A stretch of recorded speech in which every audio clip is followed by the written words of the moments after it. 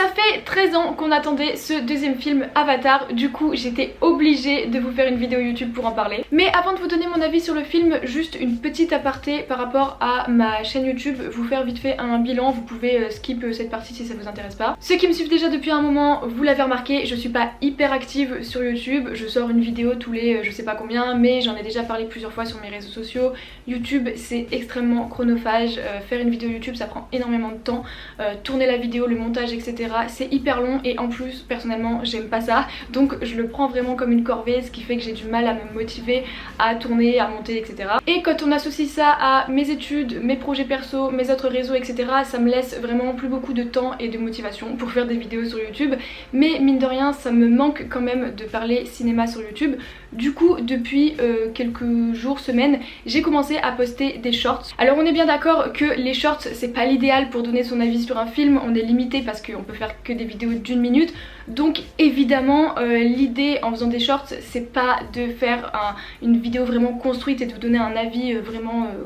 construit sur un film, c'est plutôt de vous donner rapidement mon avis global sur les films que je vois au cinéma. Et là du coup pour le coup je peux vraiment vous parler de tous les films que je vois, je peux faire une vidéo pour chaque film et donc vous donner éventuellement envie de voir ce film ou pas. J'ai déjà posté du coup quelques vidéos sur les derniers films que j'ai vus et vous avez déjà été plusieurs à me dire que ça vous avait donné justement envie de voir certains films, donc pour moi le pari est gagné, je peux parler ciné, je suis contente et en plus vous ça vous permet d'avoir un avis un peu global sur un film et y compris certains films dont pas grand monde ne parle sur YouTube. Bref du coup voilà, sachez que même si je ne fais pas beaucoup de grosses vidéos comme celle-là, et des shorts je vais continuer à en poster quasiment toutes les semaines, enfin en tout cas dès que je vois un film dans les jours qui suivent je vous poste une vidéo. Donc maintenant que tout ça est dit, on peut clore cette partie et revenir à ce qui nous intéresse vraiment, à savoir Avatar.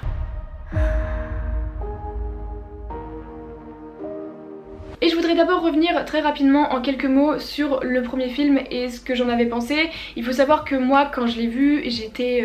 jeune, j'avais 10 ou 11 ans, un truc comme ça. Donc clairement j'avais un peu l'âge parfait pour rentrer totalement dans l'univers et adorer le film. Et clairement j'avais adoré, c'était un peu tout ce que j'aimais dans le cinéma à l'époque. Je trouvais que l'univers était extrêmement riche, extrêmement beau, on y croyait, on avait envie d'être à Pandora, on avait envie de découvrir toute cette faune, toute cette flore. Enfin vraiment c'était juste magnifique et c'était clairement un grand moment de cinéma. Même si bien évidemment on est tous d'accord pour dire que le scénario est hyper classique et que pour le coup en termes d'écriture James Cameron a rien inventé, même les messages ils sont personnellement je trouve très beaux, tous les messages écologiques etc, mais en soi c'est assez facile et c'est déjà vu, mais dans le contexte du film et dans son univers ça fonctionne bien. Et j'ai revu le film au cinéma quand il est repassé au mois de septembre et franchement je me suis à nouveau pris une grosse claque. Je trouve que le film avait pas pris une ride et il continuait clairement à être bien meilleur en termes de qualité visuelle que plein de films qu'on a pu avoir ces dernières années, donc vraiment c'était juste fou. J'étais trop en mode waouh c'est incroyable, ça a pas bougé et j'avais encore plus envie de voir le 2, donc maintenant parlons du 2. Du coup je vais d'abord faire une partie sans spoilers, même si honnêtement c'est assez compliqué de parler du film sans spoiler, enfin en tout cas sans donner trop de détails, donc cette partie va être quand même assez rapide je pense, mais ensuite je ferai une deuxième partie avec spoilers. Et du coup commençons par ce qui est clairement le plus gros point fort du film, c'est sa qualité visuelle. Vraiment c'est du jamais vu, le film est tellement en avance sur notre époque, on a l'impression de voir un film qui aurait dû sortir peut-être je sais pas dans 10 ou 20 ans, c'est tellement extraordinaire et c'est tellement fou à quel point en comparaison avec tous les autres films qu'on peut voir cette année ou qu'on a pu voir les années précédentes, un peu dans le même genre, films d'action avec beaucoup d'effets visuels et tout, ça n'a strictement rien à voir. Tous ces films ont l'air tellement pauvres et tellement moins lisibles, tellement plus ternes, tellement tellement moins qualitatif à côté d'Avatar. C'est vraiment bluffant et clairement c'est une véritable révolution technologique. Sur ce point là on attendait vraiment James Cameron et clairement il nous a pas déçus, on croit totalement à ce qu'on voit. Vraiment je trouve que l'univers est tellement palpable, ça a l'air tellement réaliste, chaque créature, chaque plante, chaque personnage, on a vraiment l'impression qu'ils existent, on a l'impression que Pandora est réellement là quelque part et que tout cet univers il est réel et qu'on pourrait presque le voir en vrai. La richesse de cet univers est vraiment géniale, tout ce qui tourne autour des Na'vi, de leur culture, de leur mode de vie, c'est toujours aussi beau, toujours aussi prenant et vraiment on arrive hyper bien je trouve à se projeter dans cet univers. Alors bien évidemment en termes de faune, de flore, de paysage, il y a toujours des grosses références à des choses qui existent existe déjà dans notre monde réel, c'est pas non plus totalement dépaysant, mais ça fonctionne bien, ça ressemble à notre monde, mais en même temps c'est beaucoup plus féerique, beaucoup plus magique, et il y a quand même un côté un peu dépaysant, et c'est ça qui fait que c'est aussi merveilleux. La 3D passe vraiment super bien, on est tous d'accord pour dire que la 3D c'est clairement mort dans le cinéma, mais James Cameron est clairement la seule personne capable de ressusciter la 3D, de lui donner un intérêt et de la rendre visuellement exceptionnelle. Vraiment, si vous avez l'occasion de voir le film, et je vous souhaite vraiment d'aller le voir et foncez le voir, c'est vraiment un film à voir au cinéma, c'est une expérience visuelle, mais essayez vraiment de le voir en 3D parce que pour le coup ça vaut vraiment le coup de le voir en 3D. Et sur ce film, James Cameron a aussi tenté la HFR et honnêtement ça passe aussi vraiment très bien. Dans certaines scènes ça se ressent peut-être un petit peu trop, c'est peut-être un petit peu trop lisible et trop vif, trop rapide presque, mais globalement c'est une super réussite, et surtout dans les scènes d'action je pense que c'est là que la HFR a le plus d'intérêt, c'est que vraiment c'est tellement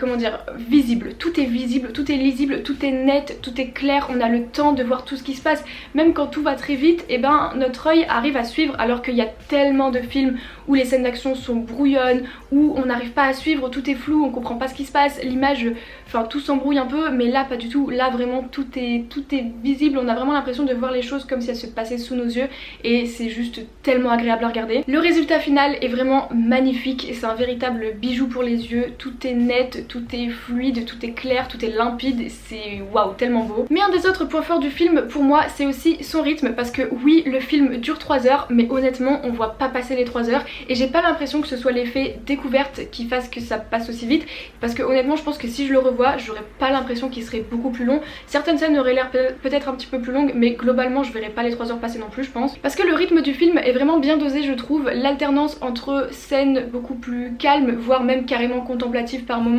et des scènes beaucoup plus intenses avec beaucoup plus d'action est vraiment bien équilibré. Il y a vraiment un équilibre qui fonctionne super bien, et en fait chaque fois que le film pourrait on va dire redescendre un peu en intensité et nous perdre parce que ça commence à devenir un peu long, et ben tout de suite en fait il va y avoir un rebondissement, il va se passer quelque chose et ça va de nouveau nous captiver, et ce qui fait que le rythme nous tient vraiment pendant 3 heures. Et ce que j'ai beaucoup aimé justement c'est le fait qu'en étant aussi long, le film peut vraiment prendre le temps de poser certaines scènes. Comme je vous disais, il y a des passages qui sont vraiment très contemplatifs où il n'y a pas de dialogue, c'est simplement on admire la beauté des lieux, des animaux, des personnages, et c'est tellement agréable à regarder. Il y a vraiment des moments aussi où c'est simplement des moments de vie entre les personnages, il y a énormément de scènes du quotidien et c'est tellement beau, c'est tellement touchant et c'est tellement vivant, ça a l'air tellement réel, c'est plein de sincérité et c'est hyper touchant. Et étant donné que tout le film est centré autour du personnage de Jake Sully et de leur quotidien qui va être complètement bouleversé, et ben c'est vraiment important qu'il y ait ces moments de calme, ces moments de vie quotidienne, d'immersion au sein de leur famille, pour comprendre en fait quels sont les enjeux, pour comprendre pourquoi ce qu'on voit en fait est important, de comprendre les liens qui les unissent. Bien évidemment c'est une famille donc forcément ils sont proches, mais il faut que nous on ait le temps de s'attacher à ces liens familiaux, qu'on y croit, qu'on ait l'impression qu'ils sont réels, et honnêtement tous ces petits moments de vie et ben fonctionnent super bien et ça rend leur famille vraiment touchante. Mais parlons quand même du seul point négatif que je peux aborder en partie no spoil, c'est le fait que quand même ce deuxième film est très calqué sur le premier. On va pas se mentir, il y a des scènes franchement c'est au plan près, au dialogue près, à l'intrigue près si je peux dire, la même chose que dans le premier. Il y a vraiment des moments où c'est assez flagrant, ça nous saute aux yeux. Alors en soi James Cameron a le droit de s'inspirer de son propre film, mais c'est un petit peu facile. J'ai l'impression peut-être qu'il y avait une petite hésitation à prendre un petit peu du risque et du coup se dire je reprends un peu ce qui a marché dans le premier film, que ce soit en termes de plan, de dialogue, d'idées scénaristiques etc. Et je la mets dans ce deuxième film comme ça, vu que les gens ont adoré le premier, bah forcément ils vont aimer le deuxième. Alors oui sur le principe ça fonctionne, mais du coup ça nous laisse quand même un goût un peu de déjà vu. Bien sûr il y a plein de choses qui sont nouvelles, mais grosso modo la trame scénaristique est à peu près la même au final. Il y a vraiment des scènes qui sont hyper similaires et il y a des plans vraiment on pourrait les mettre dans le premier film et on verrait pas la différence. Donc je trouve ça un petit peu dommage. J'aurais aimé peut-être en voir plus, j'aurais aimé que ça aille un peu plus loin et que ce soit pas autant calqué sur le premier film. D'ailleurs il y a même carrément des plans que James Cameron a repris d'autres films à lui, genre Alien, Titanic etc. Et en vrai ça fonctionne bien et il a raison de faire ce qu'il connaît et ce qu'il sait faire, mais c'est vrai qu'on a un peu la sensation que le mec aime bien reprendre ses propres références quand même. Donc bon globalement j'aurais aimé que le film nous surprenne un peu plus, qu'il y ait un peu plus de surprises, que ce soit un peu plus inattendu, parce que du coup là ça reste un peu convenu par rapport au premier, mais pour moi on peut excuser entre guillemets ça par le fait que j'ai vraiment la sensation que ce film est un film de transition. C'est-à-dire qu'on avait le premier film qui nous présentait le personnage principal, le personnage de Jake Sully, comment il arrivait à devenir un Na'vi, comment il se retrouvait dans le monde des avatars, de Pandora, etc. Et dans ce deuxième film, maintenant il est un Na'vi accompli, c'est un chef de clan, etc. Mais maintenant, eh ben, il doit jongler avec son rôle de père et on découvre sa famille. Donc ça amène évidemment pas mal de nouveaux personnages et ça amène un tout nouveau contexte. Il y a du temps qui s'est écoulé depuis le premier film et tout ça il faut le remettre à plat en fait. Il faut nous représenter les bases, nous remettre dans ce contexte et c'est pour ça que pour moi ce film c'est vraiment un film de transition qui sert à nous présenter les bases pour la suite, nous présenter les nouveaux personnages, le nouveau contexte dans lequel ils sont, les nouveaux enjeux auxquels ils sont confrontés et du coup on a un film qui est beaucoup plus centré sur une petite échelle. On est vraiment centré sur la famille des personnages là où avant c'était un peu le sort de tout un peuple en fait dont il était question. Il était vraiment question de la destruction de toute une tribu et de la... enfin pas de la planète entière mais on va dire que ça avait des répercussions sur tout le monde de Pandora. Alors que là on est vraiment centré sur une famille et sur leurs problématiques personnel. Donc forcément l'échelle n'est pas la même que dans le premier, c'est pour ça aussi qu'on a des scènes qui vont être un peu moins épiques quand même que dans le premier parce que tout est à plus petite échelle mais ça fonctionne quand même bien et je pense que c'était vraiment nécessaire de poser ces bases là pour que dans la suite on ait vraiment de l'affect avec ce qui va se passer avec les personnages, ce qui va leur arriver et comment ils vont évoluer et donc à mon avis à partir du troisième film ça paraît logique qu'on va se recentrer sur une intrigue beaucoup plus globale qui aura des conséquences à un niveau beaucoup plus large, à une plus grande échelle pour Pandora, pour les humains qui vivent là-bas, pour les Na'vi qui vivent là-bas et on va se recentrer un petit peu sur au final les enjeux et les intrigues qu'on avait dans le premier film et du coup ce deuxième film voilà c'est plus une transition pour moi donc le fait qu'il ressemble un peu au premier j'ai envie de dire c'est logique, il y a un côté apprentissage entre guillemets, évolution et ensuite on va se concentrer vraiment sur le vrai combat et le cœur du problème dans la suite à mon avis. Donc bref voilà en gros ce que je peux vous dire dans cette partie sans spoil. En tout cas j'espère que vous n'hésitez pas à aller le voir. Est-ce qu'il y a vraiment des gens qui hésitent à aller le voir? Vraiment foncez le voir, ne serait-ce que pour la qualité technique. Vous ne verrez jamais ça au cinéma, enfin vous n'avez jamais vu ça au cinéma donc rien que pour ça il faut y aller, vraiment allez-y. Profitez, prenez-en plein les yeux et je vous retrouve maintenant dans une partie avec spoilers et on va parler de trucs qui fâchent un petit peu.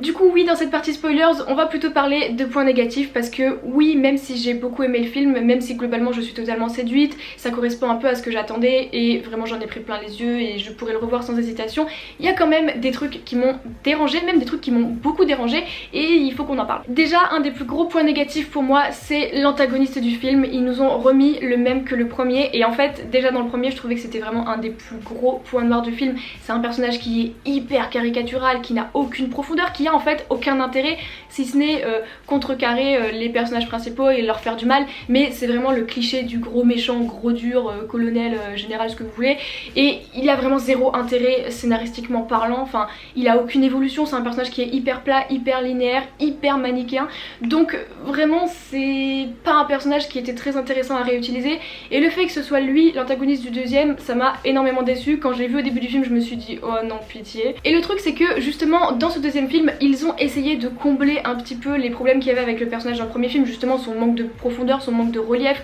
le manque d'intérêt et d'enjeu autour du personnage mais en fait ça fonctionne pas parce que c'est trop tard. Il aurait fallu développer des brides de ça dans le premier film, notamment évidemment tout l'arc autour de son fils. On essaye de lui donner de la profondeur avec le fait qu'il ait eu un fils, que finalement, enfin qu'il l'aimait pas soi-disant et qu'au final on découvre que si quand même il est un peu attaché à lui et tout, bah ça marche pas parce qu'on a l'impression que son fils il a été rajouté comme ça dans le deuxième film mais qu'il n'existait pas dans le scénario original et ça m'a gênée parce que clairement en fait son fils il aurait fallu qu'il soit évoqué, mentionné ou visible dans le premier film et dans mon souvenir c'est pas du tout le cas donc clairement il a été rajouté après pour donner un peu de relief au personnage j'ai l'impression mais du coup ça fonctionne pas, ça fait hyper artificiel, ça fait hyper faux, on n'y croit pas du tout, enfin en tout cas perso j'ai pas du tout cru à cette histoire avec son fils, ça m'a pas touché, j'étais pas attachée, j'ai trouvé que le personnage était toujours aussi détestable, toujours aussi lisse, toujours aussi manichéen, le fait qu'ils disent oui bah on va vivre comme les Na'vi pour pouvoir mieux entre guillemets les approcher, les affronter, les tuer et tout, c'est super mal exploité, on les voit vite fait monter sur un espèce de dragon là et bah c'est tout, enfin ça c'est super mal exploité je trouve. Le fait qu'ils disent oui je suis plus le général que j'étais avant, enfin je suis plus la même personne puisque en gros c'est simplement sa conscience, ses souvenirs qui ont été mis dans un nouveau corps, mais je ne suis pas cette personne. Mais tout le film c'est sa quête de vengeance contre Jake parce qu'il l'a tué machin. Donc en fait t'es plus la même personne mais tu veux quand même tout faire pour te venger de celui qui t'a tué, c'est pas hyper logique, c'est un peu paradoxal. Donc clairement bref j'ai un problème avec ce personnage, je trouve qu'il fonctionne pas vraiment, qu'il est pas hyper intéressant et je suis extrêmement déçue qu'il n'ait pas clamsé dans ce film parce que du coup ils vont nous le remettre dans le 3. J'espère vraiment que ce sera pas un des enjeux centrales, enfin qui sera pas au cœur du 3ème film et que on va dire je sais pas à la moitié du 3ème film ils nous l'enlèveront, même si j'ai pas l'impression. Mais ouais non vraiment ce personnage je trouve que c'est un des gros points noirs du film, c'était déjà le cas dans le premier et c'était très dommage d'avoir réutilisé ça dans le 2ème. Alors qu'à l'inverse son fils est un personnage un peu plus intéressant, c'est une sorte de Tarzan qui vit au milieu des navis, mais en soi ça passe, son personnage est plutôt touchant et lui pour le coup on a envie de voir comment il va évoluer. Alors oui on peut se demander est-ce qu'il va changer de camp, pour l'instant pour moi c'est pas du tout ce qui va se passer, mais on peut toujours imaginer que peut-être à un moment donné il va être un peu dans l'hésitation entre rester avec les navis ou rejoindre les humains. Ça peut faire un arc un peu sympa, ce sera du déjà vu mais pourquoi pas. Ensuite un autre point qui m'a énormément déçue et vraiment même par moments ça me sortait presque du film, c'est l'utilisation des langues. Où est passé le Na'vi et pourquoi tout le monde parle anglais? Clairement dans le premier film la langue des Na'vi c'était une des plus grandes richesses de l'univers, c'était une des choses qui nous permettait le mieux en fait d'intégrer cet univers, de comprendre ses codes, parce que une langue ça fait vraiment partie d'une culture et c'est hyper important de respecter en fait ces langues et de les intégrer pour qu'on puisse se projeter dans cet univers, qu'on puisse avoir l'impression qu'il est réaliste. Et donc dans le premier film il y avait des Na'vi qui parlaient anglais parce qu'ils l'avaient appris au contact des humains et tout, c'était logique. Sauf que là c'est plus logique du tout. Alors le fait que la famille parle anglais, ça ok c'est normal, les enfants ont deux langues maternelles avec leurs deux parents, donc le fait que entre eux ils parlent anglais, que dans leur famille ils parlent anglais, pourquoi pas. Après j'avoue que quand les enfants sont seuls, le fait qu'ils parlent anglais entre eux et pas Na'vi, c'est quand même un petit peu étrange parce que normalement instinctivement ils devraient quand même un peu plus parler le Na'vi étant donné que c'est ce qu'ils parlent avec tous les gens qui vivent avec eux, tous leurs congénères dans leur clan etc. Mais bon en soi pourquoi pas, ils peuvent parler anglais, il n'y a pas de problème. Mais par exemple premier truc qui m'a gêné, pourquoi, comment elle s'appelle, Neytiri, enfin la mère, elle parle avec ses enfants en anglais quand elle est seule avec eux? Pourquoi elle fait ça? C'est elle, c'est pas du tout sa langue maternelle et instinctivement elle devrait jamais parler anglais. À la toute fin quand elle est en galère dans le bateau, qu'elle est à deux doigts de se noyer, qu'elle est en panique, elle parle en anglais. Qui parlerait dans une langue étrangère quand instinctivement il ne va pas bien? Instinctivement tu parles dans ta langue maternelle, surtout si tu t'adresses à quelqu'un qui connaît aussi cette langue maternelle. Donc ça c'était totalement illogique. Mais le pire du pire c'est le peuple de l'eau, j'ai oublié leur nom, mais pourquoi ils parlent tous anglais? Comment ils ont pu apprendre à parler anglais aussi parfaitement? Ils n'ont jamais eu de réel contact prolongé avec les humains. Le peuple de la forêt, oui ils avaient eu un contact avec celle qui leur avait fait des cours et tout, donc ils avaient appris la langue, mais c'était pas aller jusqu'à l'autre bout de la planète, là où il y a les mecs de l'eau. Et ils le disent eux-mêmes, ils le disent, nous on veut pas se mêler à vos conflits, on veut pas rentrer dans les guerres etc. Donc ils veulent pas avoir trop de contact avec les autres tribus, avec les humains. Donc pourquoi ils parlent anglais? D'où ça sort? Et franchement pendant tout le film ils parlent anglais. Même les enfants Na'vi, enfin les ados Na'vi et tout, quand ils jouent ensemble ils parlent en anglais, c'est tellement dommage. Franchement c'était une des plus belles richesses la langue et c'était tellement important de le garder pour nous permettre de rentrer en immersion dans l'action en fait. Et clairement je pense qu'ils ont juste eu la flemme parce que bah là étant donné que le film se passe quasiment entièrement avec les Na'vi, ils se sont dit il va falloir qu'on parle Na'vi quasiment tout le film en fait si on veut que ce soit crédible, et je pense qu'ils ont eu la flemme de demander aux acteurs de parler une autre langue tout le film. Mais je suis désolée les gars, pour d'autres films ça a déjà été fait, ça a fonctionné et c'était une très bonne idée, donc vous pouvez pas nous faire un film qui se veut aussi qualitatif, qui se veut aussi ambitieux, qui nous promet un monde aussi réaliste, aussi immersif, mais complètement délaisser l'utilisation de la langue et complètement balayer ça. Non, ça marche pas du tout. Et franchement, grosse déception pour ça. Donc bref, passons, mais pour moi ça c'est vraiment une erreur hyper grossière et qu'ils auraient carrément pu éviter et je trouve ça hyper dommage et j'espère que ce sera rectifié dans les prochains films. Mais sinon après, pour parler d'autre chose, évidemment en termes d'écriture le film il est loin d'être parfait, il y a pas mal de facilités, il y a des petites incohérences, c'est un peu des problèmes qu'on avait déjà dans le premier film. Globalement l'univers est tellement beau, tellement bien fait, le world building est tellement magnifique que on se laisse emporter et ça prend quand même le dessus sur ces problèmes d'écriture. Mais c'est vrai qu'il y a des trucs qui auraient pu être tellement mieux faits. Par exemple la mort du fils aîné, c'était une très bonne idée, surtout pour l'évolution des personnages, l'évolution de la famille. C'est un moment qui est censé être intense, qui est censé être marquant, qui est censé marquer un peu un tournant pour eux, pour leur vie, etc. Mais au final je trouve que c'est un petit peu raté. Ça fonctionne pas parce qu'on n'est pas assez attaché à ce fils là, parce que tout le film nous a plus montré l'autre fils qui bien sûr on le comprend, va être un personnage important et parce qu'il a une évolution plus complexe, il est un peu plus torturé, donc forcément on se concentre sur lui et je pense que lui clairement va être hyper important dans les prochains films. Mais du coup vu que le fils aîné a été un peu délaissé, ben sa mort elle manque d'enjeu, elle manque d'intensité et c'est hyper dommage. Bien sûr que c'est touchant, mais clairement en comparaison avec la scène de la baleine, les gars, la scène de la baleine on en parle ou pas, vraiment j'ai failli lâcher mes meilleures larmes et c'était assez insoutenable à regarder. Pour le coup James Cameron je lui en veux un petit peu d'avoir fait une scène comme ça. C'est bien joué parce que du coup là le message écolo est vraiment assez fort, assez frappant. Il va un peu plus loin que dans le premier film, mais c'était horrible de nous faire subir ça, vraiment il n'y a pas à faire ça. Donc bref voilà, globalement il y a des petits problèmes d'écriture, il y a des choses qui auraient pu carrément être améliorées, mais ça reste quand même très correct et ça reste quand même carrément au niveau de ce qu'on attendait je pense. Mais après je pense que dans l'ensemble j'ai quand même préféré le premier film parce que j'ai préféré les enjeux du premier film, j'ai préféré l'échelle du premier film, le fait que ce soit à un niveau plus grave en fait. Ce qui se passe touchait vraiment tout un peuple comme je le disais tout à l'heure et ça m'avait beaucoup plus touché. Je trouvais que c'était plus frappant, il y avait plus d'intensité, c'était plus énorme, enfin le combat final tout ça c'était juste magnifique de voir tous ces navires qui se révoltaient etc. Ça avait vraiment, enfin c'était prenant quoi, alors que là vu qu'on est sur une plus petite échelle, il y a le côté un peu drame familial tout ça, c'est un format que j'aime un petit peu moins mais ça c'est assez personnel aussi hein. Mais voilà du coup ça m'a un peu moins embarqué que le premier donc je préfère le premier. Après techniquement parlant, visuellement parlant, celui-là est quand même au-dessus, hein, il n'y a pas à dire, c'est incroyable. Mais j'ai surtout très hâte de voir la suite en fait, parce que comme je vous disais je pense que dans la suite on va se recentrer, enfin on va revenir sur une intrigue plus globale. Et là vraiment j'ai très hâte de voir ce qu'ils vont faire. En fait j'ai très hâte de voir l'escalade du conflit entre les humains et les navis, j'ai hâte de voir jusqu'où ça va aller. Il y a eu des rumeurs comme quoi les navis finiraient par aller